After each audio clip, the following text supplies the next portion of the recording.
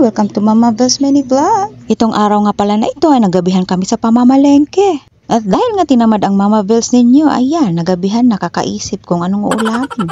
Hindi na ako pumasok dyan at si Baba na lang ang bumili. At ang nabili nga niya ay itong tamban. Kasi nga daw fresh pa at murang-mura. Yung ganito kadami ay 40 pesos lang po ito sa amin. At madami ka nang pwedeng lutuin. Pwedeng kinilaw, inihaw, paksiw at prito. At ang ginawa ko nga po dito ay nagprito po ako at yung sobra po ay aking ginawang daing. Madali po kasing magsawa ang aking mga junakis dito sa tamban. At para nga hindi sayang ay naisipan kung gumawa ng daing. Anyways po, ang tamban po dito sa amin ay iba-ibang laki. May tamban na matataba at malalaki. Pero po, hindi po kami madalas bumili noon kasi malansa. Ito namang pong klase ng tamban ay medyo lang. Ito po yung klase ng tamban na ginagawang sardinas. Meron ding maliliit na tamban, yung maninipis. At yun ang masarap kilawin at paksiwin. At yung maliliit na yun ay karamihan yun ang ginagawang tuyo. So dito naman po ay binuka ko na yung isda. Dahil po ito ay aking imamarinate. So tinanggalan ko dyan ng mga hasa. Trinay kong kunin yung buto pero napakalambot po ng isda. Kaya hinayaan ko na lang yung mga buto niya dyan. At so ayan, hinugasan ko ng mabuti dyan isa-isa at nilagay ko sa strainer para makatulo yung tubig. At ayan,